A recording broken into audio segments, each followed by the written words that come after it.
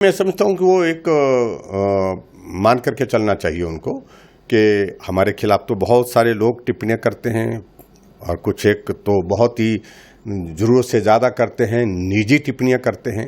लेकिन हमने तो कभी सरकार में रहते हुए कभी किसी का अकाउंट बंद नहीं किया। जो बोलते हैं लोकतंत्र है, बोलते रहिए। आज मैं सत्ता में नहीं हूं, विपक्ष में हूं। 3-4 ऐसे लोग हैं पूरे प्रदेश भर में जो सुबह से शाम तक जयराम ठाकुर को गाली देते हैं और चिल्ला चिल्ला करके बोलते हैं। लेकिन आप बोलिए कौन परवाह मार रहा है? मैं उनकी वजह से नहीं हूं, मैं जनता की वजह से हूं। आज हिमाचल प्रदेश की विधानसभा के अंदर अगर मैं पहुंचा हूं, लगातार 6 बार मैं पहुंचा हूं। सबसे लंबा टर्म मेरी पार्टी का आज की तारीख में हिमाचल प्रदेश में कोई विधायक सबसे लंबे समय तक हिमाचल प्रदेश की विधानसभा के अंदर रहा हूं तो जनता के आशीर्वाद से, पार्टी के नेतृत्व के आशीर्वाद से सराज विधानसभा क्षेत्र के रहा। इसलिए मैं उन लोगों की टिप्पणी, क्योंकि वो जल भून रहे हैं, वो एक एजेंडे को लेकर के व्यक्तिगत रूप से हमारे खिलाफ क्या क्या नहीं करते, कितनी साजिशें, कितने षड्यंत्र किए, कितना उठपटांग बोलते, सुबह से शाम तक गाली देते हैं। और मैं इस बात को कह सकता हूं कि वो लोग वो है जो जाने जाते हैं क्या करते हैं। वो उनके सारे टिप्पणी हमारे पास हैं।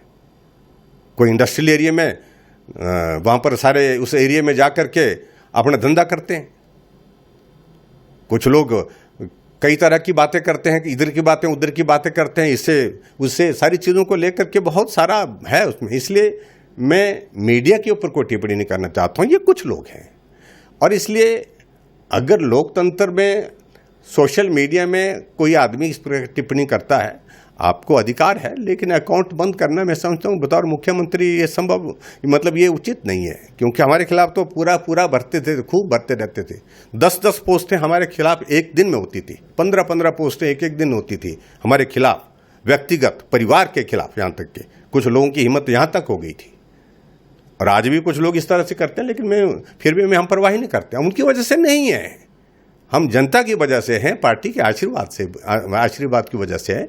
और हम ये भी नहीं बोल रहे हैं कि भाई लोकतंत्र के प्रति हमारा सम्मान है और मीडिया के प्रति हमारा बहुत सम्मान है, लेकिन कुछ लोग बहुत ज़रूरत से ज़्यादा ऐसी टिप्पणी जब करते हैं तो स्वाभाविक रूप से मन तो खराब होता है, लेकिन हम तो परवाह ही नहीं करते। देखिए, ये चिंता का विषय बना है।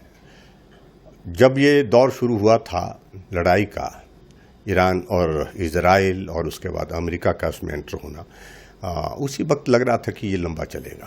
हालांकि कई तरह के दावे उस वक्त कहा गया था कि 1 सप्ताह का, 2 सप्ताह का, ज़्यादा से ज़्यादा 3 सप्ताह तक चल सकता है, लेकिन अब तो महीनों चले गए। लेकिन पूरे विश्व की इकॉनमी प्रभावित हुई है और पूरे विश्व की अर्थव्यवस्था के साथ साथ में जो, अगर हम तेल की कीमतों के कारण, तेल की कीमतों के साथ साथ में तेल की कमी की आपूर्ति के कारण जो है जो संकट पैदा हुआ, निश्चित रूप से वो चिंता का विषय है। मैं प्रधानमंत्री नरेंद्र मोदी जी का अभिनंदन करता हूं, उनको बधाई देता हूं। इस इतने बड़े संकट में भी, इतने बड़े देश में अभी तक जो है सारी स्थिति पर उन्होंने बहुत प्रभावी ढंग से नियंत्रण रखा है।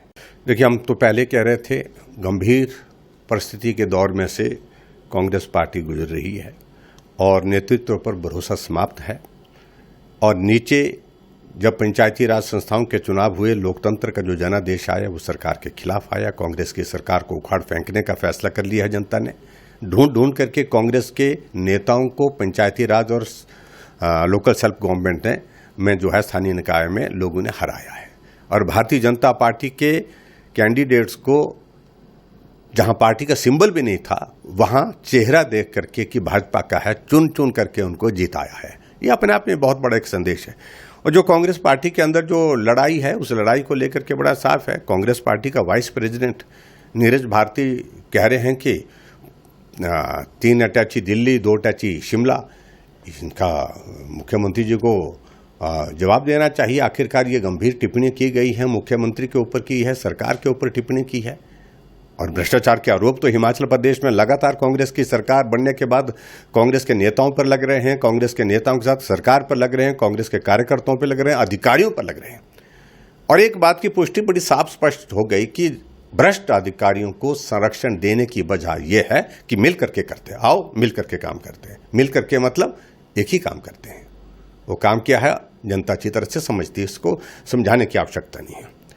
और मैं ये कह सकता हूँ कि जो टिप्पणी उन्होंने कही है और मुख्यमंत्री ने जवाब दिया है कि नशेड़ी की बात पर क्या भरोसा करना है, उनकी बात पर क्या टिप्पणी करनी है। कल तक आपका प्रदेश का वो वाइस प्रेसिडेंट था, उपाध्यक्ष था, आज नशेड़ी हो गया। तो इसलिए आप अपने आप में आकलन करें कि आपकी पार्टी में हो क्या रहा है। और जो उपाध्यक्ष थे अब नहीं है, जिन्होंने टिप्पणी की है मुख्यमंत्री के ऊपर, जर्दा का जिक्र किया है, क्या बातें उनने किस तरह की टिप्पणियां की है, मैं उन सारी चीज़ों में जाना भी नहीं चाह रहा हूँ। बिल्कुल व्यक्तिगत लड़ाई एक तरह की हो गई है वहाँ पर। और मुख्यमंत्री जो बार बार कहते हैं भाजपा में गुट है, भाजपा में गुट है। अरे मुख्यमंत्री जी, आपने तो हिमाचल प्रदेश में जब पार्टी का अध्यक्ष, तो पार्टी तो चलाई ही नहीं आपने। जब कांग्रेस पार्टी के अध्यक्ष थे तो भी आपने गुट ही चलाया है। और आज हिमाचल प्रदेश में कांग्रेस की सरकार है, तो सरकार में सरकार नहीं चल रही कांग्रेस पार्टी के, कांग्रेस का कि आप उसमें भी एक गुट ही चल रहा है, सरकार का भी एक गुट ही चल रहा है, जिसको मित्रों की सरकार बोलते हैं। तो इसलिए इन सारी चीज़ों को लेकर के मुख्यमंत्री जी को आकलन करना चाहिए। आपके साथी 1 साल के कार्यकाल में छोड़ करके चले गए, आप राज्यसभा की सीट हार गए, आप लोकसभा की 4 सीटें हार गए, आप स्थानीय निकाय के चुनाव हार गए, पंचायत के चुनाव हार गए, तो तबाही है एक तरफ से। और प्रधानमंत्री नरेंद्र मोदी जी ने इस बात के ऊपर गंभीर टिप्पणी की है कि हिमाचल प्रदेश में कांग्रेस की सरकार के खिलाफ पंचायती राज संस्थाओं के चुनाव में और स्थानीय निकाय के चुनाव में सफाया हो गया। सच्चाई है।